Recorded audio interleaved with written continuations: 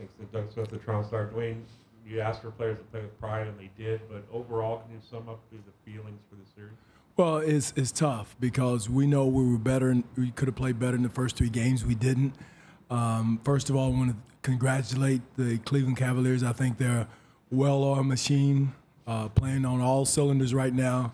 What did James shoot? 48% from 3 the whole series. And when he's hitting the shot like that, they're very difficult to beat. You got to match tit for tat to beat them. But, Doug, to answer your question, I thought we could have played better in the first 3 games. Today, I thought the guys laid it on the line. There's so many times when you're in that do-or-die situation, you can easily pack it in. And I thought our guys played with grit, toughness, togetherness, and I think it's just a testament of their character and the culture that those guys have created. So, again, we all want to win. And, again, I've said that I don't know if we're there yet. You know, we're knocking on the door. I like our team. I wish we had a little bit more time for them to gel together. I didn't do a good enough job to get them to gel in quick enough time to play a championship level. But each guy in that locker room contributed in some way. Joe on the left. Dwane, you obviously had some misfortune in this series that you didn't have last year with Kyle. But if you could try to compare the Cavs, what you saw in this series versus the Eastern Conference Finals, are they a different challenge? Are they a tougher challenge? They are. I said it, Joe. When LeBron is shooting the 3 ball the way he is, at the rate he's shooting it, at the average he's shooting it, they're difficult. I'm not saying they're impossible, but they're very difficult to beat when he's shooting the ball like that.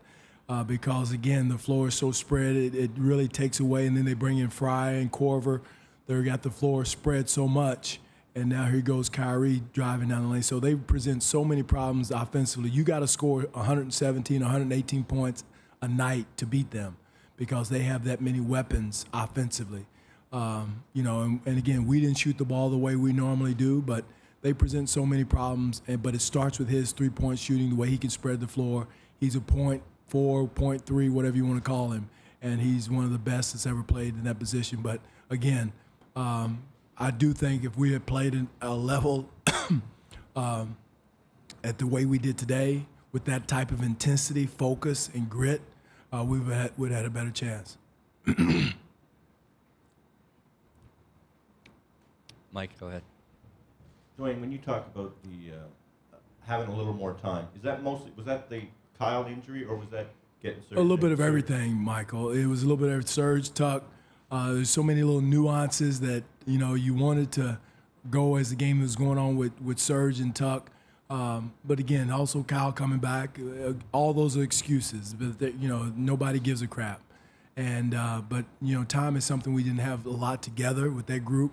One reason why I think Corey fit in seamlessly when Kyle was out is because that group had been together probably more than Kyle and the group had. So, and it's no disrespect to Kyle whatsoever. He's one of our best players. So, but that togetherness that group had, I think, shows in certain situations. Doug, go ahead.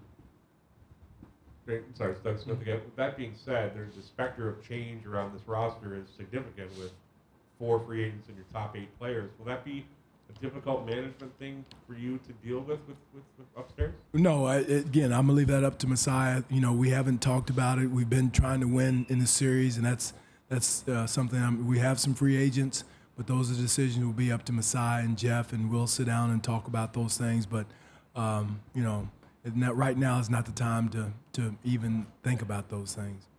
Josh in the back. Coach, you at PJ, and there was the first unit tonight or today. What did you get out of him that may have been lacking at various points? Well, I thought he was probably as aggressive on LeBron as he's been in the entire series. I thought he got into him. James had 6 turnovers. I thought a lot of that was, Tuck being into him, and that's what you got to do.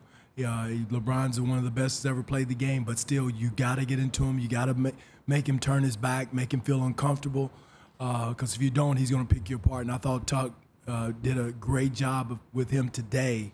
And then he took it down to the offensive end. He knocked down shots. And I've always said it's a make-or-miss league, and Tuck took the shots he had and took them with conviction and confidence. Any other questions? Go ahead, Scott. Scott Stinson, National Post. Dwane, you sort of talked about not having the time to have this lineup gel, play together. Do you think if you'd had more time, you could have hung with this team if you played up to your game? Yeah, again, it's hard to say, Scott. You know, ifs and buts and candy and nuts, and you would all have a Merry Christmas. But again, nobody would care. Nobody really care. I know Cleveland didn't care. Nobody cares. But you know, someone asked a question. But again, you always would love to have a training camp with a group to start from scratch, but we didn't. And I'm so happy. That was a great move by our organization to get those guys, because they kind of stand for what we needed. And again, we just you know, picked a bad number to draw in the second round of the playoff semifinals. But again, it feels bad. It was ugly, but it shouldn't diminish the excellent regular season we had, and we could even had a better regular season. So I think this group can gel and continue to grow. And I know that's a tough word, but grow together and even get better. Again, I think we picked a team to go against that was a buzzsaw. Mike? Dwane, not a big issue, but I mean, DeLon, Fred, what went on there? Well, again, I thought we needed shooting, and no disrespect to DeLon, he's going to be an excellent player in this league, but I thought we needed the threat and the possibility of a three-point shot the way they were double-teaming DeMar, and Fred knocked one. He missed one badly, but to show who he was, he stepped right back and knocked down the next one. And that's what that kid's going to be a good player, both DeLon and Fred. Both of them are gritty.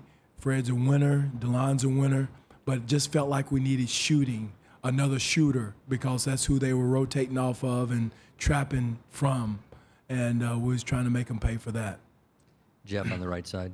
Dwane, Jeff Zilgate, USA Today. You said you ran into a buzzsaw.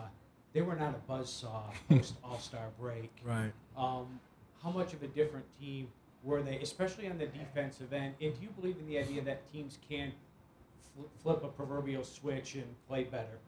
Anytime, Jeff, you got number 23, you can flip every switch you want to. And what did he play, 46 minutes? People complain about that.